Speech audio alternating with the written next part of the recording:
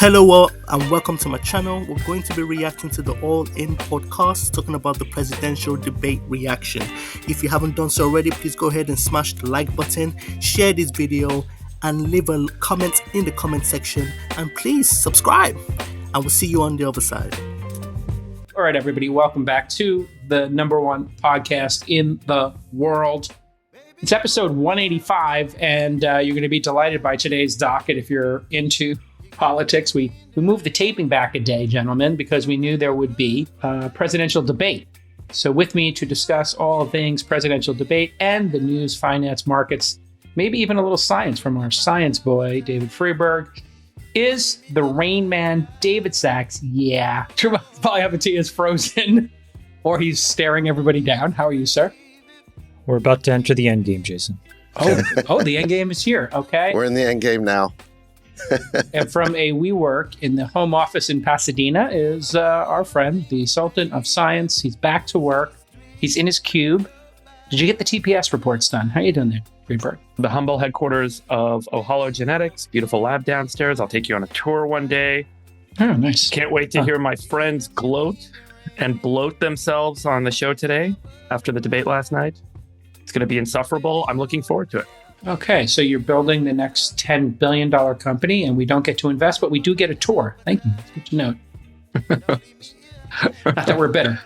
We promote this shit every week. If you guys want to put money in, I will open up the round again for you, and you guys can come in. You said this 3 times. When do we wet our beaks? Jake Hal's right about this, actually. That's how you know the winner. The one he doesn't let us invest in is the winner.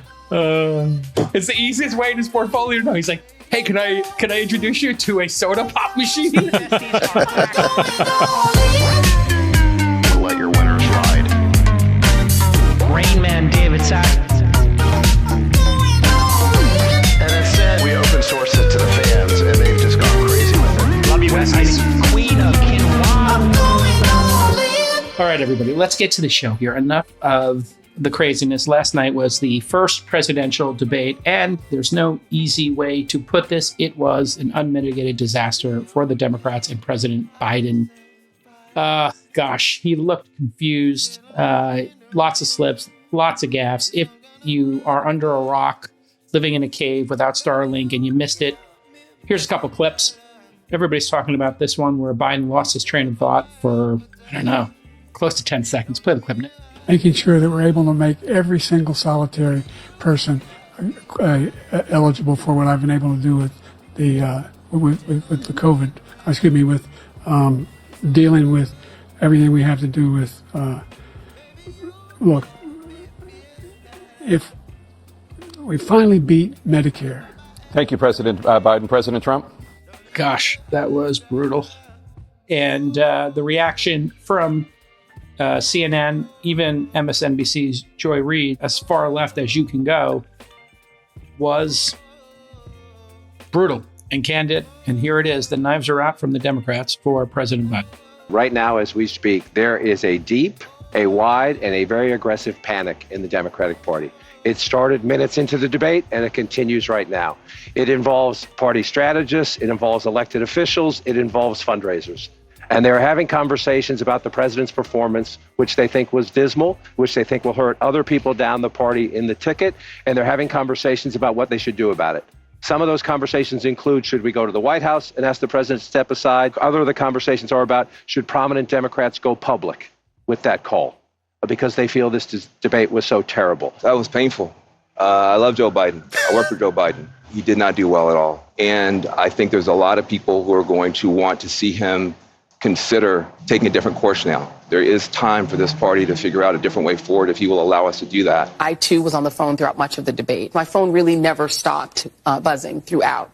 And the universal reaction was somewhere approaching panic. The people who were texting with me were very concerned about President Biden seeming extremely feeble, seeming extremely weak. This has been, quite frankly, a car accident in slow motion that we've seen over and building and questioning it. And as has been pointed out, Joe Biden sought this debate at this remarkably early time because he knew he was losing and he needed to change the narrative. And he did change the narrative.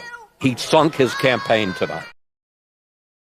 All right, gentlemen, there is absolutely no way any of us could have predicted this. Oh, wait, Nick, play the clip.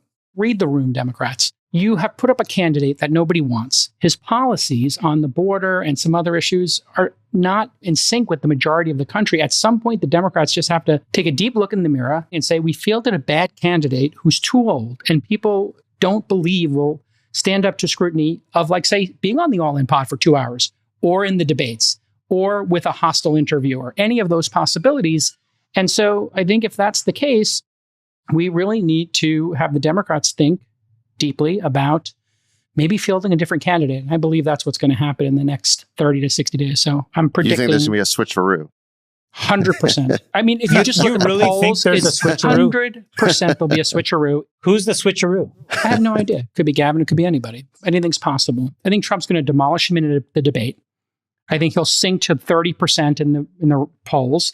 And then the Democrats will find a way to give him a graceful out, and then they'll field somebody else. I think the Democrats, as cynical as it sounds, we're waiting to see what happens with this Trump trials conviction, what you call lawfare, what other people call fair use of the law. And then they are going to see how he does in the debates. That's why they moved the debate up in June. And I think they know to pull the plug on this if it gets too far gone. And they have the ability to do that because all he's got to say is, you know what, I'm feeling old and I want us to win, and I'm going to slot somebody else in.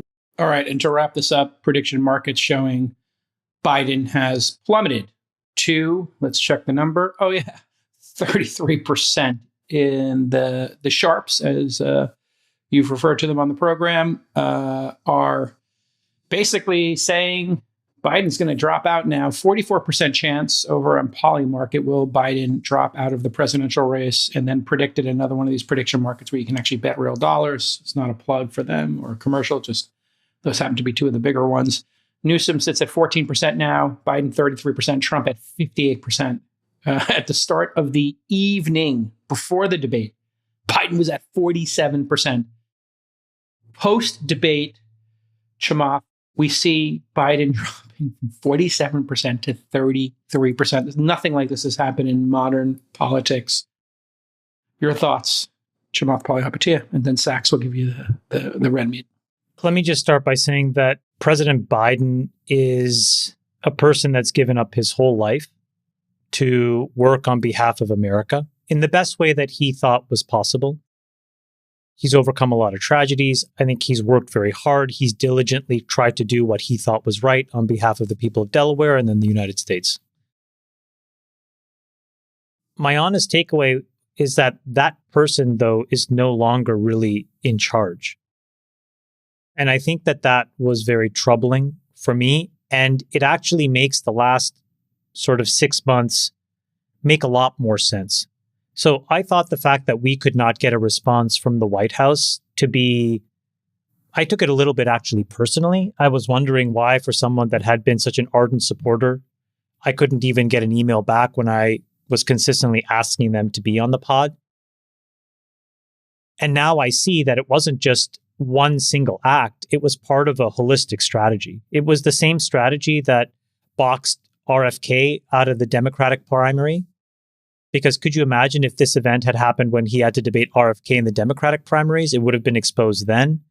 It's probably partly to explain how the law has been used in New York State, whether you want to call it lawfare or not, but it was a very directed partisan action. And so all of these things are now 3 data points that are really important. You will not come on an open format show like ours to just speak openly. None of us were going to attack him or try to corner him or box him in. You prevented other people from actually challenging you and directly asking questions of you in the Democratic primaries. And then you try to put political pressure on your opponents. All of that is systematically about a group of people that are unelected who are trying to control democracy. And I think that that's the most troubling takeaway from this. I don't think that you should take away from last night that Joe Biden had a bad debate.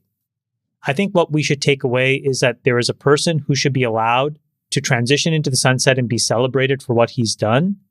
And instead, there are people that, frankly, at the margins are acting pretty unethically, and at the limit is actually acting somewhat diabolically to prop this person up so that they can keep power. For example, you've been in situations where you would expect the team that runs a company to be able to stand up and say the CEO is not in a position to run this company anymore. That's what you would expect if there's good governance and honesty. What was Ron Klain doing, as an example, when he was doing debate prep? Did he legitimately believe that Joe Biden was prepared for this or mentally capable of actually doing this? And the fact that they are allowing his legacy to be destroyed after 50 years, I think, is really tragic. Yeah, well said, by the way. Chamath, Sachs, your thoughts on what we witnessed last night and the reaction to it? Well, let me speak as a objective and independent political observer. Okay. Just as independent as you, J. Cal. Yes, let's do that. Let's be independent today's show. Yeah. Look, anyone can have a bad night. Absolutely. Got the sniffles. I think his campaign put out the word that he had a cold and maybe he just had a bad night. I mean, after all, it was media people like Joe Scarborough just saying a week ago that not only was Biden cognitively fine, but in fact, he was the best Joe Biden he had ever seen. Just a week ago, or 2 weeks ago, Reid Hoffman was saying that he had a 2-hour lunch with Joe Biden, and Biden was regaling him with details of AI and Gaza, and he was good. And so what we've heard from all of these highly reputable people is that Biden may not present that well in public, but in private, he's just fine. You're saying they're lying, and they lied to the American people. Well, I'm actually taking them at their word because they seem like very trustworthy sources to me. I see no reason to swap out this candidate. I think that anyone can have a bad night, and there's no reason whatsoever for the media to be panicking like this. Satire Sachs is into the chat. Satire Sachs is into the chat. Well, I mean, look, I think that there's no reason for this kind of panic. Still going. I believe in democracy, and the Democratic primary voters have spoken. This is the candidate who they voted for. Okay. And there is stand by your man is your message. Stand by your man. Stop being a wimp. Just because your candidate had one bad night, you don't stab him in the back like this. Absolutely not. And even I think Van Jones said that Republicans wouldn't do this if Trump had a bad night. He's like, why are we all stabbing Biden in the back? So look, this is a candidate who you've been supporting for years. This is a candidate who you rigged the primaries for. You boxed out Bobby Kennedy, who, I thought was a fantastic candidate. You basically boxed out Dean Phillips. This is the candidate who you wanted.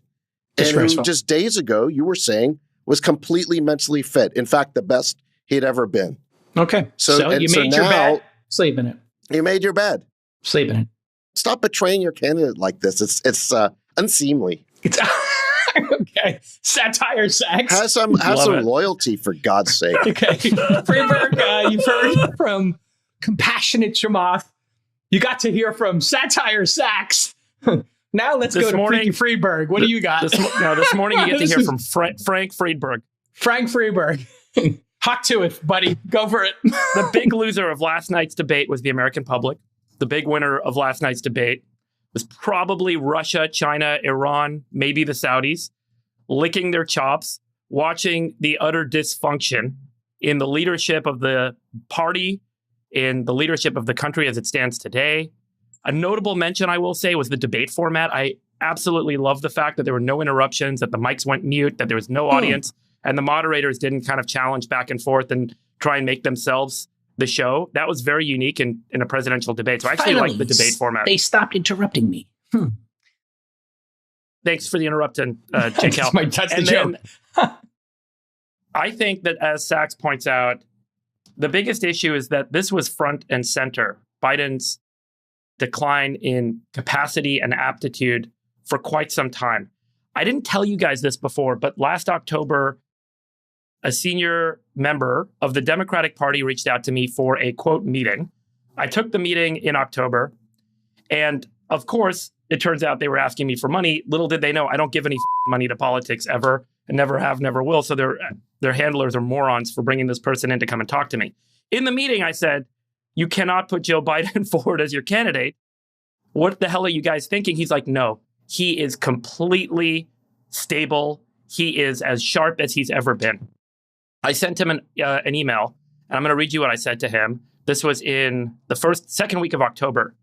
I said, Joe Biden does not appear equipped to be president of the United States. I think the continued heralding of Democratic Party leadership of the president's performance and ability to continue to serve into the next term is mind-boggling.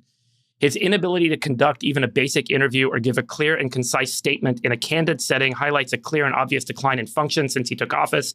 It is important for Democratic leadership to find an alternative candidate and message this soon. Doing so, I believe, will buoy fundraising efforts across yada, yada, yada. I said I would feel uncomfortable with the Democratic majority, Senate, head, and House, giving a leader with declining aptitude nearly limitless effect. So I sent this as my response to his follow-up request for money. This was the second week of October. And I wanted to pull up the date on this because it was so apparent back then what was going on. So what's so striking is how long mainstream media and leadership in the Democratic Party have tried to tell an alternative story that was so obviously revealed to be not true last night. And that is the thing that I think makes me say America is losing, because there are a few people that are in charge of controlling the narrative. There are a few people in charge who decide who gets to be the candidate. And those few people are keeping democracy from working effectively, because the raw data, the direct data, the imagery, the video, the media content that has come out of Biden over quite some period of time made it so obvious that he was not in full capacity. And so that was my biggest kind of takeaway, is that there's something wrong with the way things are running in this country. You're saying the media and the Democratic Party leadership are lying to America. Yeah. And I think, because if you, of course they are. The fact that we all had this information, we've seen the videos, we've seen the interviews, and every time a video or an interview comes out, it has been excused away as, oh, well, he tripped, or, oh, it wasn't well edited. And every time there's a story. And then when it's fully exposed, it becomes like, well, my God, the fact that they all flipped so quickly is what's so shocking, because this was there. And, if you're on Twitter, you can see these clips being talked about by millions of people, but then media and Democratic leadership won't acknowledge them. The subversion of democracy is really the real threat to democracy. To your point, you have the right to elect a person up or down. None of us are choosing to elect a shadow cabinet of handlers to run America. That's not what any of us are signing up for. Yeah. And I think that's what we have the risk of having for another 4 years if this lie isn't exposed. What I find unbelievably shocking is all of these data points now just make so much sense, because the through line is, as you said, a coordinated effort to kind of obfuscate his decline. Like, if you thought about this in a different way, if you took a 29-year-old and a 32-year-old, would you say that they're the same? Absolutely, right? If you took a 39 and a 42-year-old, they're the same. A 49 and a 52-year-old, they're the same. But the reality is a 79 and an 82-year-old, or a 78 and an 82-year-old, are meaningfully different. And the reason is that because there is significant decline every year, every month, every day. And you're seeing the impact of every week, day, and month and year as a president of the United States wear on an 82-year-old body. And I'm not sure any of us would do much better. But the reality is that when you're at that age, there's a level of transparency that's required, and we have the opposite. So take Warren Buffett as the counterfactual to this. Warren Buffett is in his early 90s. But what does he do every year? He marches tens of thousands of people into Omaha. He sits them down. He sits at the front of a dais with Coca-Cola and peanut brittle and speaks for 6 to 8 hours. And is sharp as a tack. Well, the point is, if you decide after those 6 to 8 hours of fully transparent, unedited interaction with Warren Buffett that you don't think he's capable of leading Berkshire, you can sell the stock. What they don't do is hide him behind the shadows, propping him out in packaged interviews and all of this other stuff. That is un-American and undemocratic. And you see why, because the importance, as Friedberg said, is so high. You probably do have a lot of people outside the United States really questioning what is going on in the greatest country in the world right now, that this can even happen. And the people that you thought were so anti-Trump, right, that they would do anything to make sure that Donald Trump was unelected, well, they're actually not that anti-Trump. They're just pro-power, Because the thing that they care more about than their hatred of Donald Trump is their desire to stay in power. Yeah, I think these are all very well said, Frank Friedberg. Nicely done. I mean, how is anyone at this point in time surprised? Like, we have been talking about his cognitive ability for a couple of years here on this podcast. Everybody's been talking about it on Twitter. They've been talking about it on social media. Everybody's been talking about it at every Christmas, every Thanksgiving for a couple of years right now. And, this long form discussion podcast test is the ultimate test. And I think people need to take that to heart. If you look at the long form podcast test, and I'm not just saying this to toot our own horn here, it could be Joe Rogan, it could be Tim Ferriss, it could be whoever you want, Lex Friedman. When you saw RFK, Vivek, Trump, Chris Christie, Dean Phillips come on this podcast, talk for, in some cases, 2+ hours, it was clear they were there. And this is completely selfish on the part of Biden's family, the people around him to, stay in power. And the hot swap's coming. I'm telling you right now, he is not going to be in this race in the next 30 days. Well, the hot swap is going to create a free-for-all, Jason.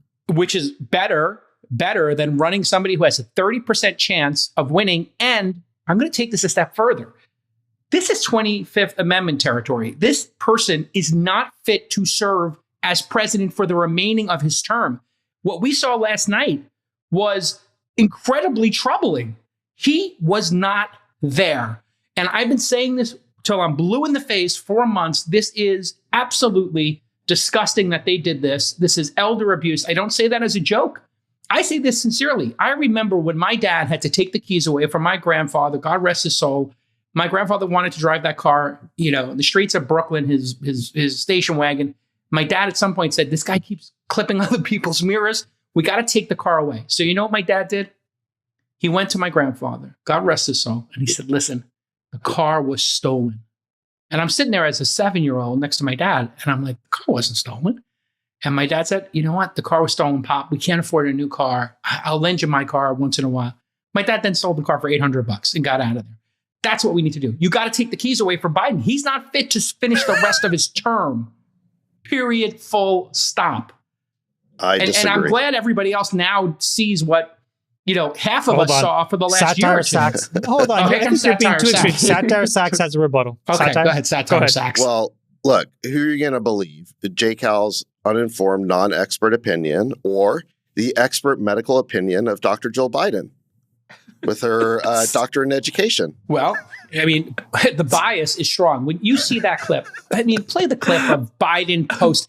These guys are so deranged. These lunatics are so deranged. They thought they won last night. Here's a clip of Jill Biden First Lady Macbeth telling Biden he did good. Joe, you did such a great job. You answered every question. You knew all the And let me ask the crowd, what did Trump do?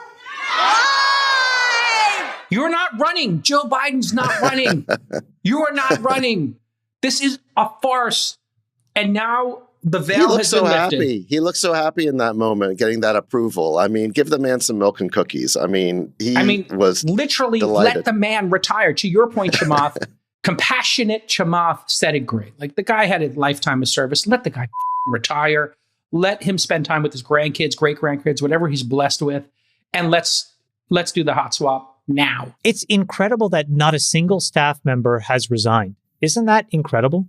Like, where they see this, Jason, and they have the moral clarity to say, hold on a second, this is really wrong. Not a single one. Yeah, that's a really scary. good point. It's a really good point. Really and actually, scary. I thought one of Trump's best moments in the debate, a line that I hadn't heard him say before, is that, Joe, you never fired anyone. And he was specifically talking about the Afghanistan withdrawal, but just more generally, when have you ever fired anyone for getting anything wrong? Whereas Trump, fired Comey, I fired other people, and I paid a political price for that. But at least I was willing to fire people who do a bad job. You're not. Well, now we know the reason for that is because there is no Biden. Biden is just the staff. So why would the staff ever fire themselves? And this is why it's actually important to have a leader at the top, to have a commander in chief, as opposed to just a shadow government consisting of party apparatchiks. And that's what we have. The problem is when the staff gets something wrong, there's no one there to fire them. How does somebody who's worked for Biden for 40 or 50 years, who sat in Camp David helping to do debate prep, at no point have the compassion to say, sir, this is not working. Because that would be firing themselves, Chamath. No, The I know. only reason they have it's a a rhetorical job. question. I'm just Yeah, saying exactly. it Yeah, more. no, want actually, the there is a power. more sinister reason. And I think, Sachs, you're pointing it out there, which is they consider Trump such an existential threat and they want to maintain power that they're willing to do anything to keep power, you know? And, you know, listen, I don't want to get into Trump here, but he's got his own ways to stay in power himself. This was an embarrassment for America, this debate. The fact that these are the two candidates is a complete embarrassment. Well, I think the real embarrassment for the media was the fact that they were exposed. The fact of the matter is, for months, if not years, they've been saying that this candidate is fine. He is cognitively fit. In fact, he's the best he's ever been. I've had 2-hour lunches with him. He's wonderful. That's what they've been telling us. And the reason why their panic was so visceral last night in all these post-game wrap-up shows is they saw their credibility going down the drain. They saw that they had been exposed. It wasn't just the fact that Biden was exposed. They were exposed for putting out this North Korea level propaganda for months and years. And everybody should understand these people were part of the cover-up. It wasn't just the Biden team who wants to hold on to their jobs. It was the media. It was this entire Democratic Party apparatus. They're all in on this giant con. I wouldn't have a problem with this, Sachs, if it was like Reagan, where they were like, oh, God, he's got 18 months left. We're going to ride this thing out. And yeah, maybe we let him have a quiet thing. But to actually put him up for another 4 years is the issue here. If they just said, listen, we can 25th Amendment this guy or let him finish the last 6 months, that's one thing. But to say we want 4 more years of this? I mean, how much worse is it going to get? Hey, what's going to happen right now, I guarantee you, is he's out. We're going to have President Kamala. She's going to get her flowers for 4 months as she gets to be the first female president of the United States. Then she steps out of the way. She decides she's not going to run because she's got things to do with her family. And there will be 2 new people who will be moderates. And then the real election starts in about 15 days. I don't think you need to go into all of those mechanics to get the outcome of a new candidate. All Joe Biden has to do is go into the Democratic convention and release the delegates. Yes, of course. Yes, technically. But the problem with releasing the delegates is I do think it creates a free-for-all unless the party then exposes this next facet of their plan, which is that they are so in control that they only allow one candidate to go up there. Oh, they've already got that. Yeah, that's done. And then I think what happens is, depending on who that person is, they'll either... I think the Democratic Party is probably at risk of a pretty meaningful reset. And yep. I think that these tactics, are very much seen and understood by the American people. I think that people do not like this idea that you vote for person A, but instead you get persons B through Z. I don't think that's what anybody thinks the election for the president of the United States should be. It should be 2 people independently. And then when you see one person that's not really in a position to run faithfully, I actually think that, Donald Trump last night showed tremendous restraint and compassion. I think that is the right way to deal with this situation. I think It's just acknowledging that President Biden is not altogether there. So without making claims of a cold or anything else, this is the security and the well-being and the economic prosperity of the most important country in the world. Why are we messing around? Let's just put it plainly. The Democratic Party is a collection of interests who want to remain in power. The Democratic Party is the party of government. Its goal is to allocate money and power from the government to the collection of interests who back the Democratic Party. In other words, it's basically a collection of interests who want to loot the republic. Well, obviously, no one's going to vote for that. So they have to make it about something else. They choose a figurehead. They talk about how this is about saving democracy. They basically invent hoax after hoax, lie after lie to basically maintain their power. And I think what's happened is the mask has come off. The whole thing, the whole shell game has been revealed. It's obvious that Biden was always a puppet for these interests who are hiding behind him. And now it's all being exposed. This also goes all the way back to 2016, because if you remember and you look at the real run-up into the 2016 primary, you have to remember President Obama sat Joe Biden down and said, you cannot run.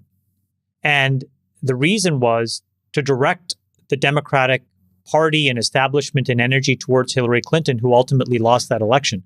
There's a very important question here, which is if Joe Biden had actually run in 2016, you may have actually had him beat Donald Trump in 2016, and he probably would have continued into 2020. This would be a totally different situation for the Democrats. So back to your point, David, all of these backroom shenanigans and negotiating and gerrymandering and politicking and power broking is not how democracy should work. As messy as the Republicans are, I have to give, I tip my hat to them. They run very straightforward, fair, visible, transparent face-offs between people.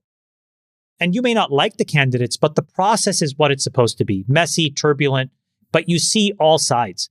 Whereas this tends to be managed from the inside out. And I think that is, as your point, being exposed. And I think that's what really has to stop within the Democrats. They need to open the floodgates.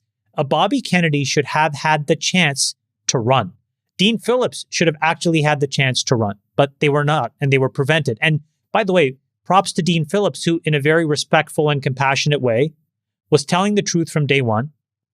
And he was essentially censored. He was not allowed to basically tell you ostracize.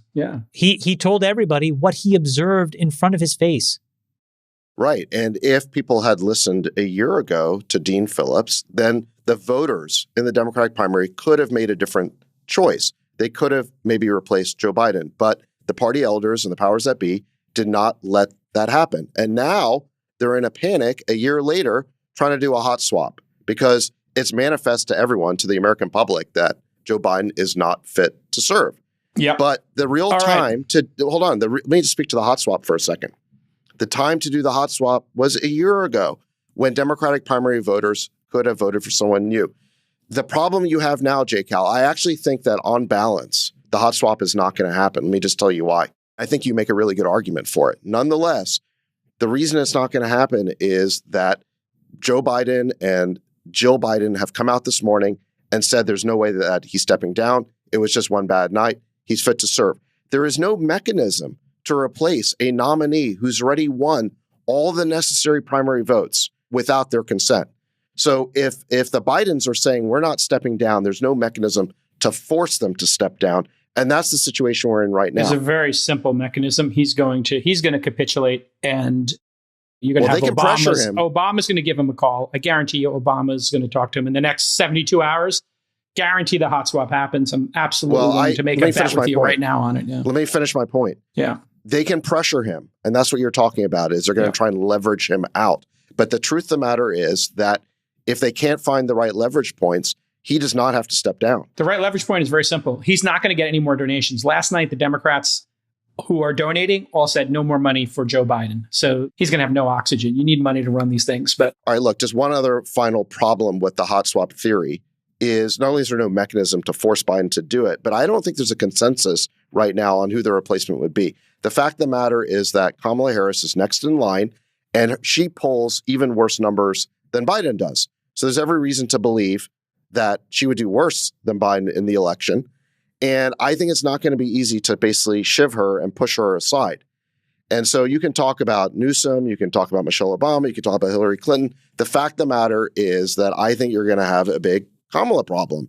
And because of that, there's no mechanism and there's no clear replacement. I think that although a lot of people are going to say what you said, J. Cal, about the hot swap being desirable, I think at the end of the day, on balance, probably not going to happen, although certainly I admit it could.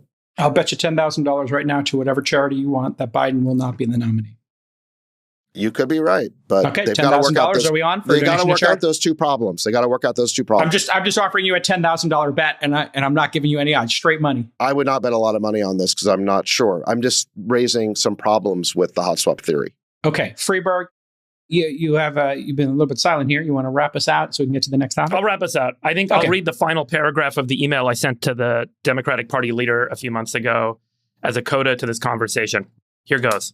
The United States is facing a fiscal crisis, the likes of which the world only sees every few hundred years as world-leading nation states overextend themselves, take on unaddressable debt loads, increase social programming, and eventually collapse under these conditions. The cost to service the interest alone on our federal debt is now greater than $1 trillion per year. This already exceeds the discretionary defense budget.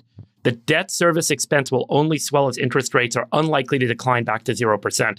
And I do not subscribe to the easy-to-refute economic arguments of modern monetary theory. Simple arithmetic is all that's needed to discredit it. Furthermore, I can identify dozens of federal programs sponsored by Democrats that are not achieving their objectives, yet we continue to fund them as if they were performing exactly as anticipated when originally conceived. Every federal program should be held to account for performance every year. If not, they should be defunded. Instead, I see the party pushing new programs that create new expense burdens without first addressing programs that simply aren't working. Accountability is a critical first step in reducing our federal deficit below 7% of GDP.